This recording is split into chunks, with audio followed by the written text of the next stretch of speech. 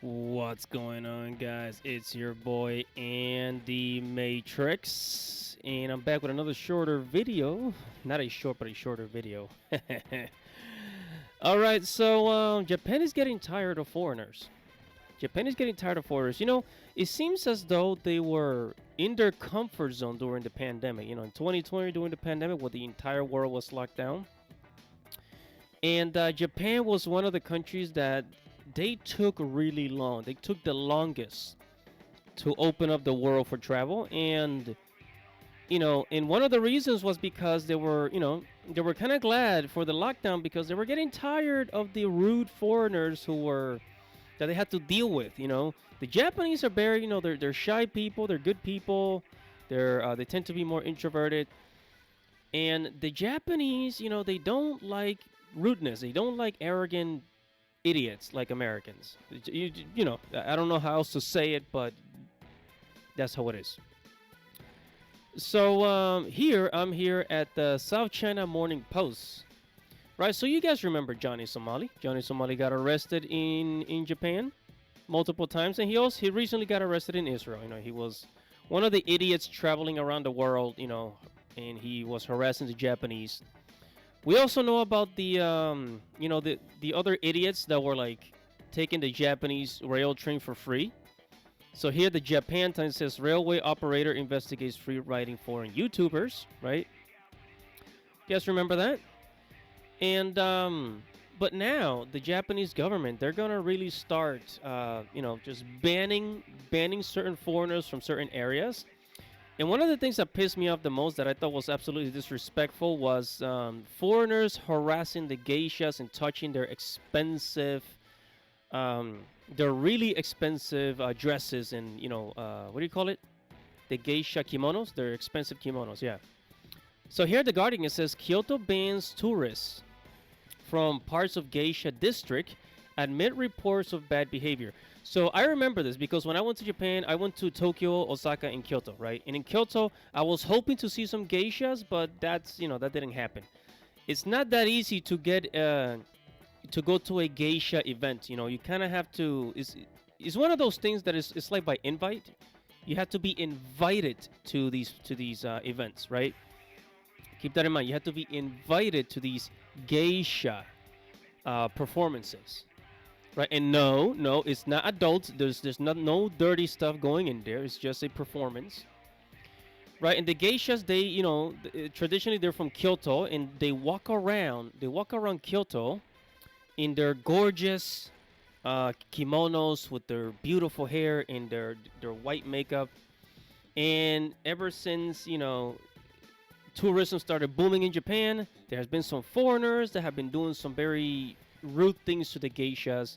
This is one of the things why the Japanese government in Kyoto, they are very, very protective of their geisha. Their geisha, it is one of the oldest professions in Japan, and they're very, very protective of their culture. And foreigners, they're rude. And look, the geishas, they don't like it when you go up and just take a picture without permission. That is so rude. I wish I got the chance to be with a geisha, but I was not going as far as to disrespect Japanese culture. Okay, so it says Gion residents ask city council to crack down after rise in tourist numbers leads to increased harassment of traditional entertainers.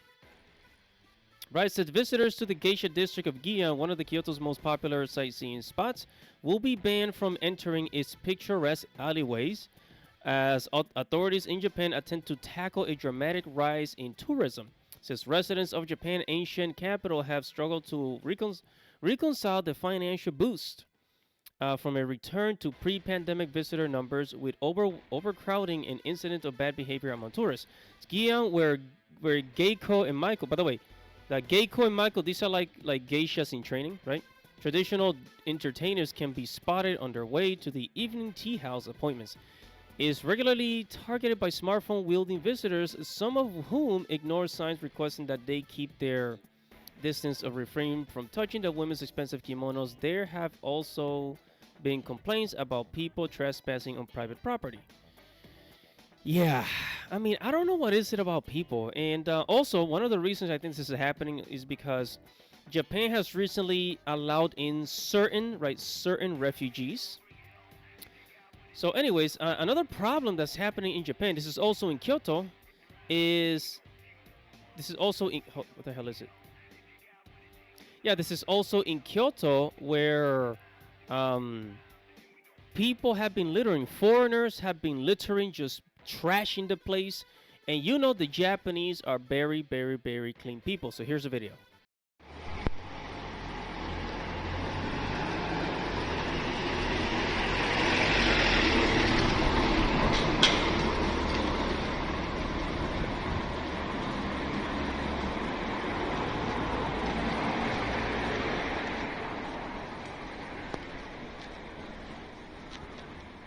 Like I said, it's absolutely disgusting. It's absolutely disrespectful.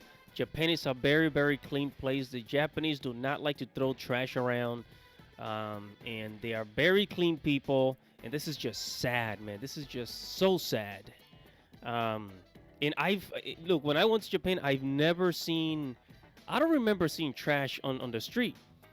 Like when I got off the plane and I took the train to to Tokyo to my hotel. When I got off the train and I started walking towards the street, I was like, oh my God, this is so clean. The streets were so clean. If you drop a sandwich, you could eat right off the ground, bro. That's how clean Japan is. And now, foreigners are messing things up. So it's crazy. It's crazy. So, I mean, if you go to Japan, be respectful. Don't be respectful. And I do not blame the Japanese government for putting more and more and more restrictions in tourism in certain areas. So I'm just saying. But hey, whatever your thoughts are, guys, make sure to comment below. Make sure to like this video. Make sure to subscribe to the channel. Hit the notification bell for future notifications.